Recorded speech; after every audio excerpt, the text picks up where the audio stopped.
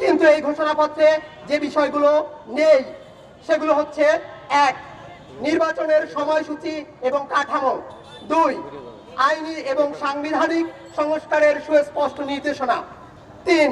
প্রশাসনিক ও বিচারিক কাঠামোর সংস্কার পরিকল্পনা। 4. অন্তর্বর্তী সরকারের ম্যান্ডেট এবং জবাবদিহিতির জায়গাগুলো। 5. আমরা যে 5টি দাবি অন্তর্ভুক্তির দাবি জানিয়েছি সেই ঐতিহাসিক বিষয়গুলো এখানে উপেক্ষিত রয়েছে।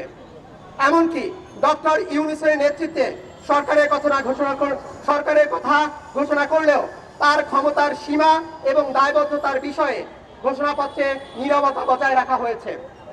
আমাদের অবস্থান, আমরা বলছি, যদি জুলাই অভ্যুত্থান মুক্তির দর্শন হয়ে থাকে তবে তা সুবিধাবাদী স্মৃতিচর্চা দিয়ে লেখা যাবে না।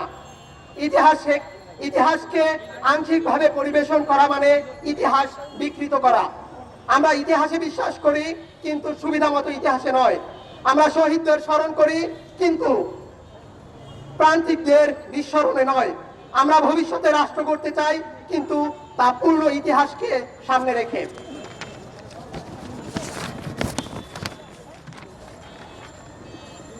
আজ আমরা স্মরণ করি ইতিহাসকে সম্পূর্ণভাবে, নিরপেক্ষভাবে ও ভিকটিম প্রাধান্যের সঙ্গে লিখিত হবে।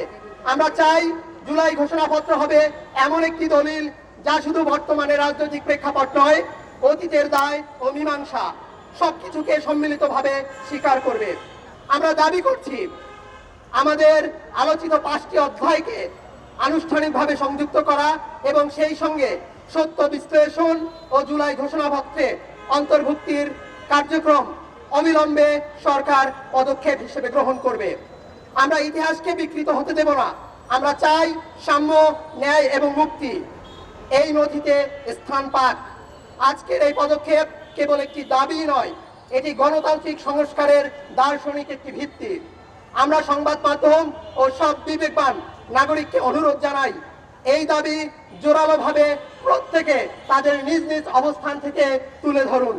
ভুক্তভোগীদের কণ্ঠ সংরক্ষণে আপনারা প্রত্যেকে এক একটি ঢাল হয়ে উঠুন এবং সত্য উন্মোচনের জন্য জুলাইয়ের মতো প্রত্যেকে নিজের অবস্থান থেকে একটি করে দাবানল হয়ে আত্মপ্রকাশ ঘটান। জনগণের প্রতি আমাদের আহ্বান, আজকের এই সংবাদ সম্মেলনের মাধ্যমে আমরা সব গণমাধ্যম ও বিবেকবান মানুষের কাছে আহ্বান জানাই, জুলাই ঘোষণাপত্রে যেন পূর্ণাঙ্গ, অন্তর্ভুক্তিমূলক এবং ভবিষ্যৎমুখী হয়। রাষ্ট্র গঠনের পথে কোনো শহীদের রক্ত, কোনো শিক্ষার্থীর কান্না কিংবা কোনো জনগোষ্ঠীর দুঃখ যেন জুলাই ঘোষণাপত্র ভুলে না যায়।